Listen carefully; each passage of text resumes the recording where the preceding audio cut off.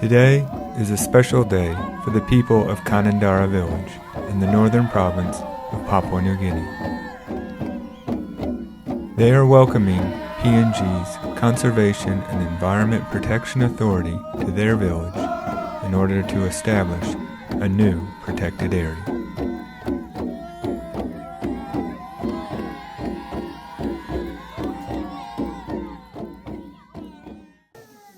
Our life is on the land, and it must be protected, especially the trade region as our source of income.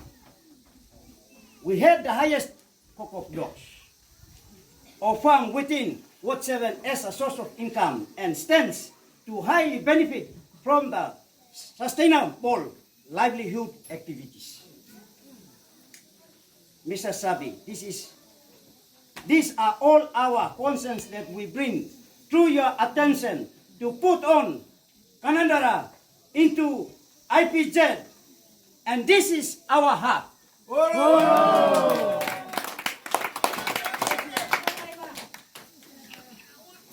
All clans are ready to give the endorsement to have our section of the secondary track and the extended land areas to be within the IPZ zone.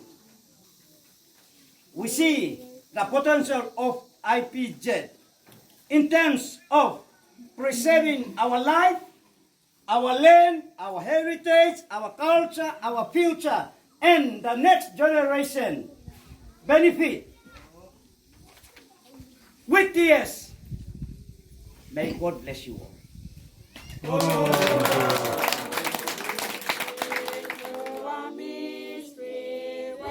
A few days later, the team travels a bit further to the village of Falai, where the people also wish to establish a protected area.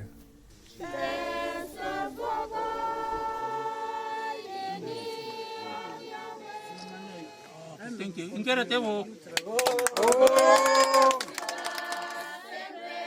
And then on to the village of Kaile.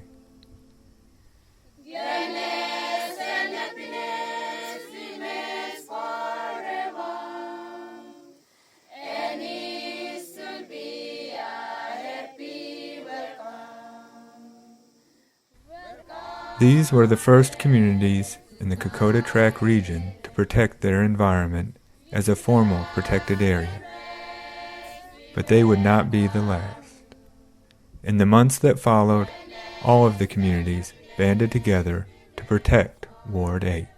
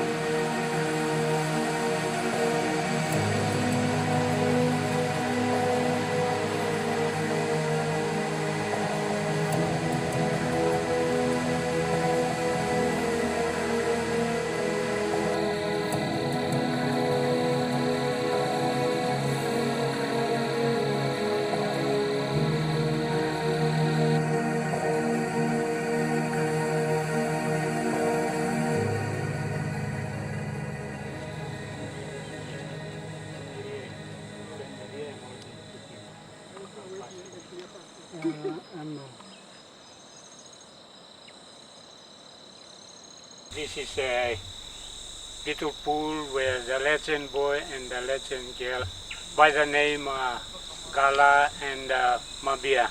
They usually live on this mountain, and this is their pool where they usually wash and drink from here.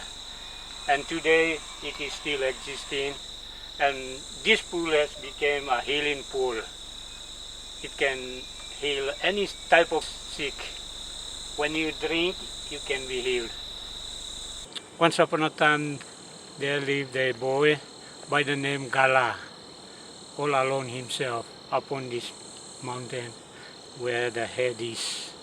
And every day he plays his bamboo flute from here while sitting on the stone. He plays his flute, bamboo flute. And that sound of the flute went all the way to one of the places called Seregina from Koyari. And then when one of the girls from that village heard the sound of the flute, and then she decided to follow the sound of the flute up until came down, came and then came to Abuari. The sound was still big, and she followed the sound, came until it came to Agutawa, and heard that the flute, sound of the flute was up on the mountain. So she just walked up, and then she called to the boy, "Please, can you send me a ladder that I may climb up?" And then the boy sent down the rock step, and then she started climbing up on that rock. And the footprint is still down there where the girl started walking up the stone ladder. And then she came and met a boy up on this mountain, and two of them were married, and they stayed together, and they lived, and they had a son. And after all, the son died, and two of them too, they lived on this mountain until they died.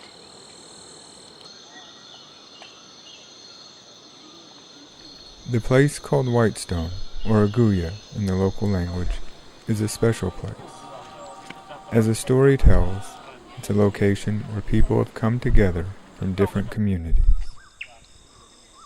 It is also a place of unique species, as is the mountain forests that surround it. And so, the people of Ward 8 in the northern province of Papua New Guinea have taken it upon themselves to protect their environment, to protect the plants, the insects, the forest, and all of the animals that live within it.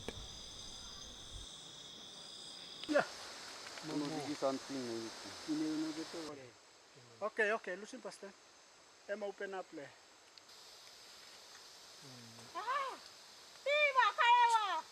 That's all right. These lands are home to unique species that are found nowhere else. They are a treasure to the world. Radiant butterflies abound in all colors.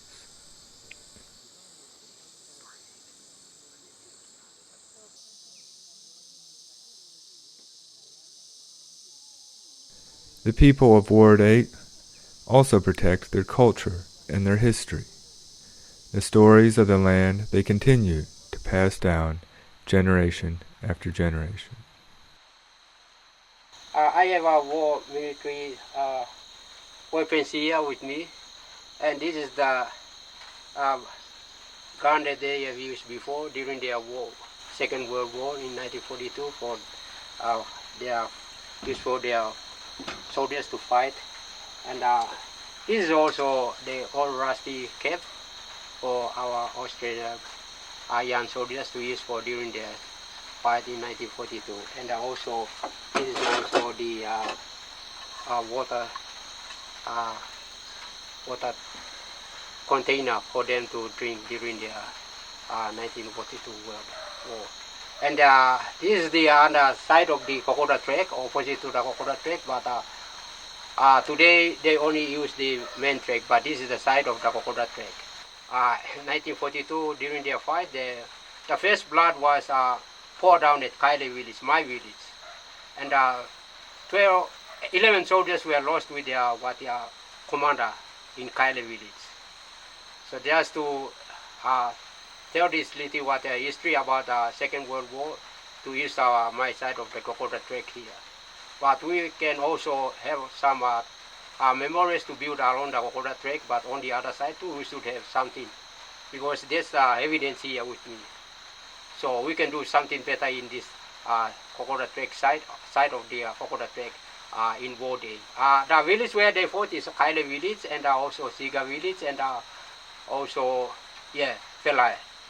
So they follow that. Kanandara, Felai, Siga, and then Kaile, and then up to Hagutawa Mishima, and to Abuari, Bikoya, and then down to the waterfall, and then across to battlefield.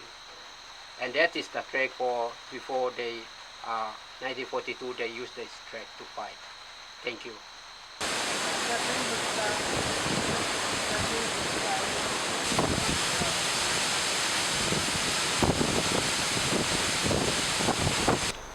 Name lo place em Abuari.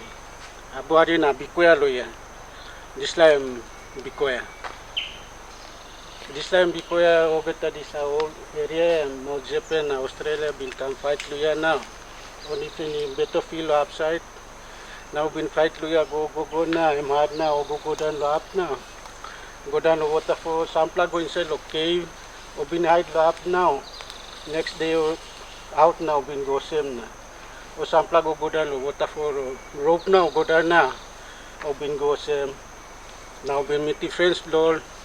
Now been go. Now this area side lo war memorial. So anything happen about the war memorial lo ya.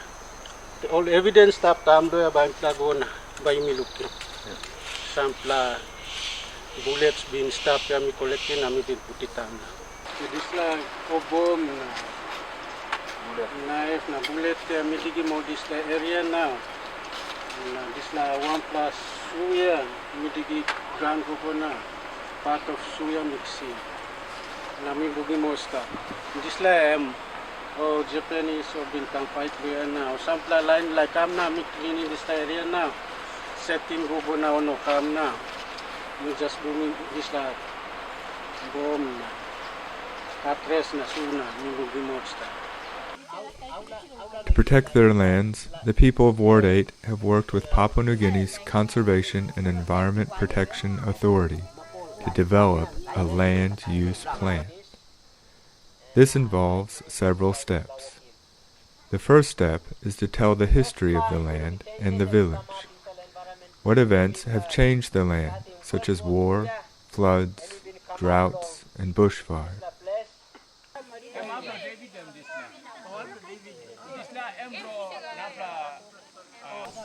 The next step is to draw a map of the natural and cultural resources of the land.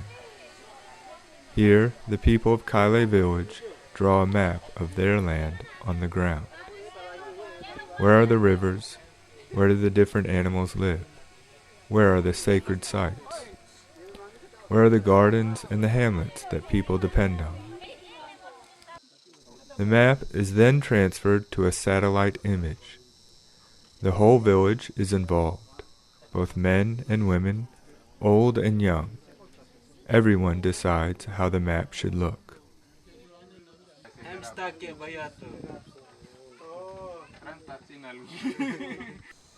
Plans are also made for the future of the village. What lands will be needed for cash crops, aid posts, and new houses. Where will the trees be cut to build more homes? Both men and women have their say.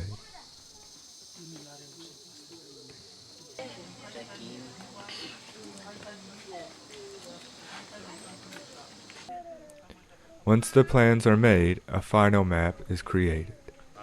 This map will also have something special. An area of land will be set aside as a protected area. Within this land, no trees will be cut, no animals will be killed. To protect these lands, the plants, the animals, the culture, the history, for the next generation and for the world. The clan leaders of these villages have given their consent for their lands to be protected and promised to follow their land use plan and the map that they have created. These same land use planning workshops have occurred in all the communities of Ward 8, including Agatava, Valai, and Abowari.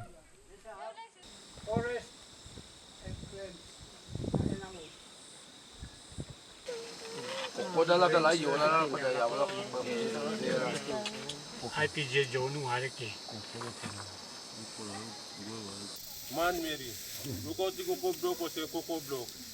Look, Bagarapi on the bush nata. Same type. Okay, now you can look in vegetables. Vegetables, and you miss a wet time, walk garden, you can. So get the garden, you miss a